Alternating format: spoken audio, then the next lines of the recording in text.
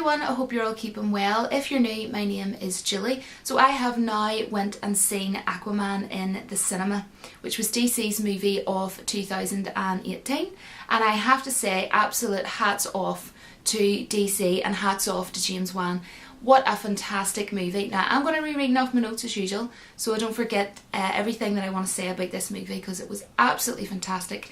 Now on my channel I did do trailer reactions, 2 trailer reactions that came out of the movie Aquaman, and I have to say I was a wee bit sceptical because obviously the movie, with it being Aquaman, of course it's going to be heavily based under the water, obviously, and I sort of thought, oh, I really hope that I am rooting for them and I hope that it's going to turn out well on screen, but I'll not know until I see it. And I have to say, the production value wise and the way they handled the CGI, it was fantastic.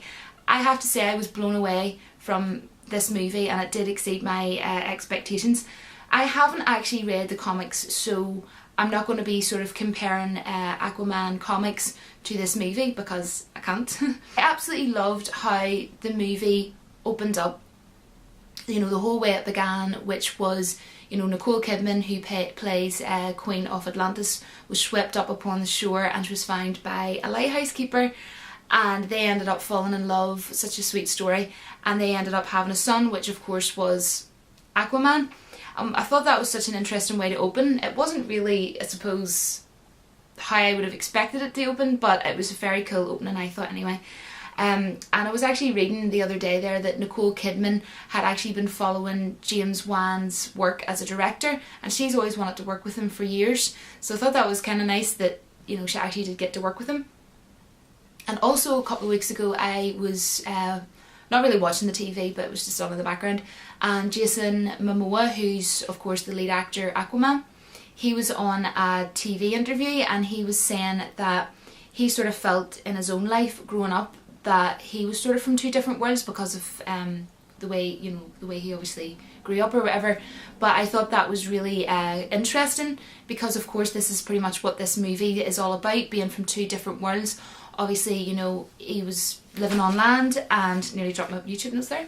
You know, he had to go and then try and reclaim the throne as King of Atlantis. One thing I really do like about the movie is the fact that the story is really easy to follow, and that's always good in a movie, you know, especially because I haven't read the comics before. So they actually took the time to get the characters and actually show you glimpses of their backstory. Like for example, you got to see a glimpse of the backstory of King Atlan. So that's always good, because, you know, you're sort of thinking, I wonder, is this movie going to just expect me to have read the comics or something, you know? So it's good for anybody, you know, if you haven't seen any DC movies before even, then it doesn't matter, you will still be able to follow this movie. It's pretty easy to follow. All the characters in the movie, I liked the characters, and I thought that Aquaman, as, you know, the main show of the movie, he was really well casted. I can't really think of anybody else that would have played his role better than him. I really liked how they cast well the little kid when he was young, but then also even more so, you know, when he got a bit older and he was being trained on land how to fight underwater and sort of training and stuff like that. I thought that he looked so like him. Like, I can imagine that's how Jason Momoa probably would have looked as sort of like a teenage boy. And they even had you know, the same colouring in the eyes, you know, like the intensity of the colour in his eyes. And I thought I really liked that in Aquaman, actually, I have to say, the way they made his eyes look.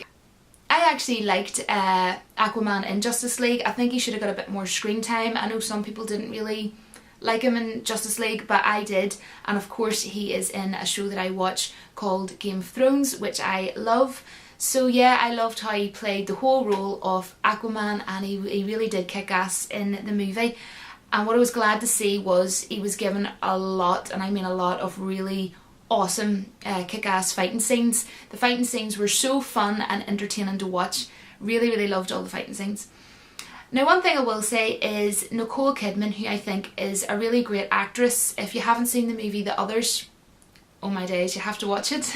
If you like Nicole Kidman, it's such a fantastic movie. I think she could have been given a wee bit more screen time, and needless to say, like, I know some people are going to say, you know, well, obviously Julie, because of her story, she wasn't meant to be in it a lot. But even saying that, I still think that they could have somehow have give her a bit more screen time somewhere along the lines. That's just my opinion anyways. And we were made to believe in the movie, they made you believe that she had died, and Aquaman was obviously told that. But I'm sure everyone else guessed it as well in the cinema. I'd be quite surprised if everybody didn't guess this, but it was fairly obvious. It was, I don't know why, it was just so obvious the whole movie that she was still alive, and I thought she's going to come back in the middle of the movie or toward the end of the movie. I really loved how the story developed within the whole movie, and I really liked the whole sort of story concept between Aquaman and his brother, which was actually played by Patrick Wilson. So fun fact for anybody, Patrick Wilson, some of you might already know this. I don't know if you've seen the movie Conjuring 2 and Conjuring 3, but they're really good movies to watch at Halloween. And it's actually directed by James Wan, who of course is the same director of Aquaman. So I don't know, maybe they're just like working together, or maybe they're good friends or something, who knows.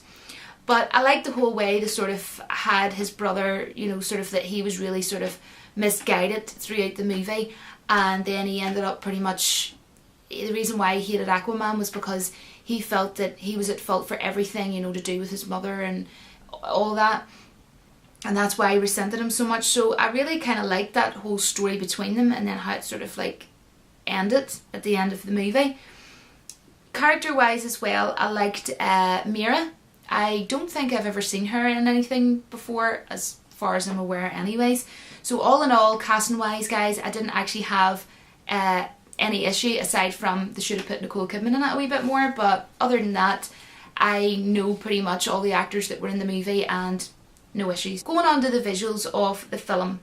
If you don't like to sit in a cinema or watch a DVD of a movie completely jam-packed with CGI the whole way through, I'm sorry to say this isn't your movie, because it's full of CGI from start to finish. But the production of the CGI and how they sort of went around it, I mean, it's underwater, it is what it is. So for what it was, and the fact, bearing very much in mind that it was underwater, what a fantastic job, I think.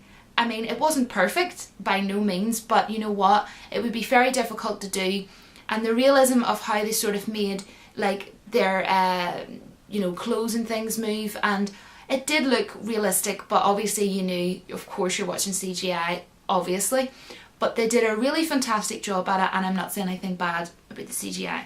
But one very small thing, if I really wanted to sort of pull at straws or whatever, there was a part, I think it was toward the end, where the CGI did get just too glary, and it was that bright, honestly, that I had to look away. But I can't really complain because it was for a short time, like maybe 8 seconds or something like that, so I'm not going to really overly fault that.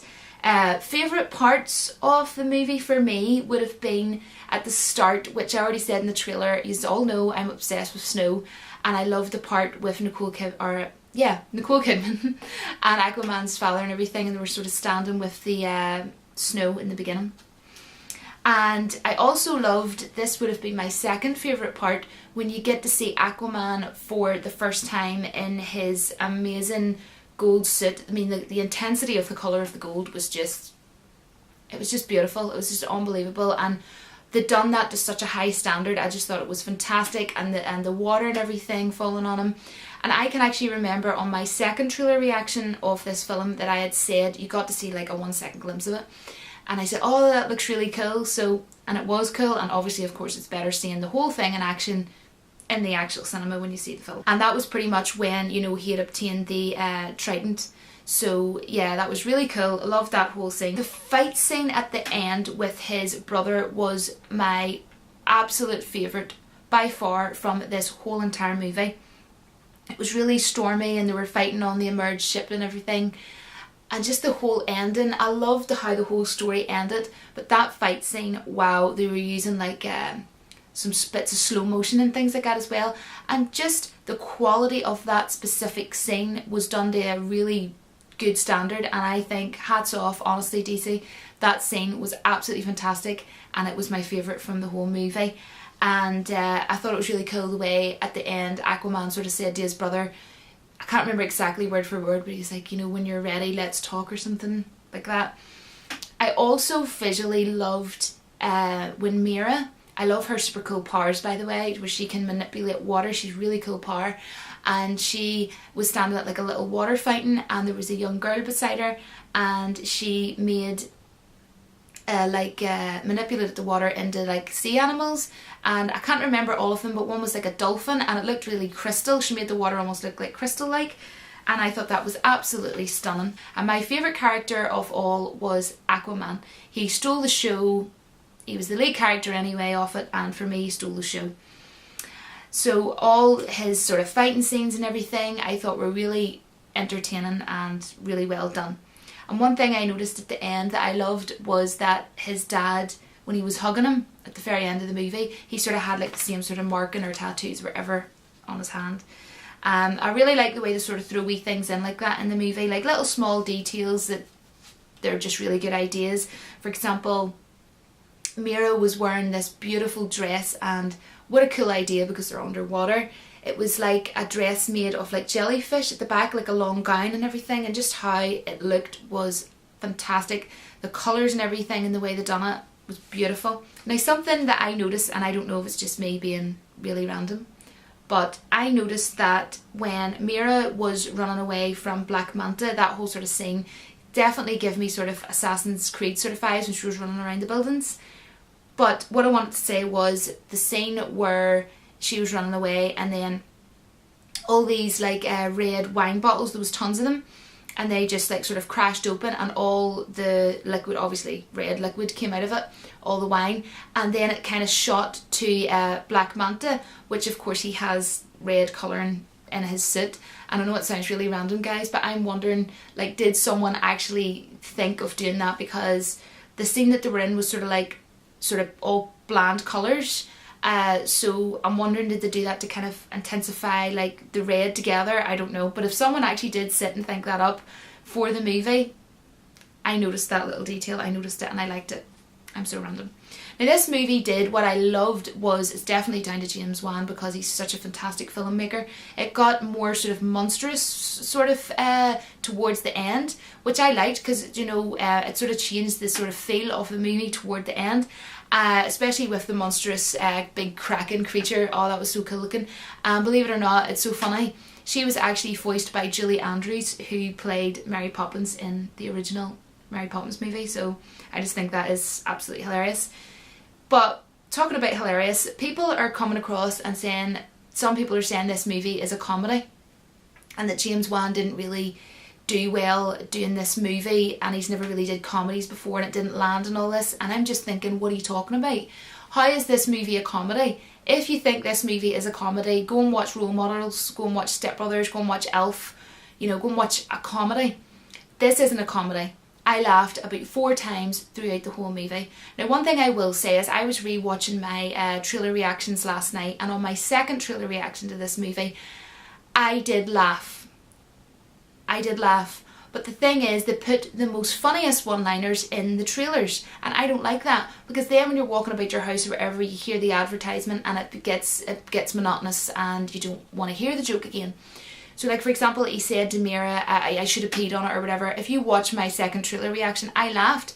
Didn't laugh in the cinema, guys. So yes, some of the one-liners were hit and miss, but some of them were funny, as I said. I laughed a few times.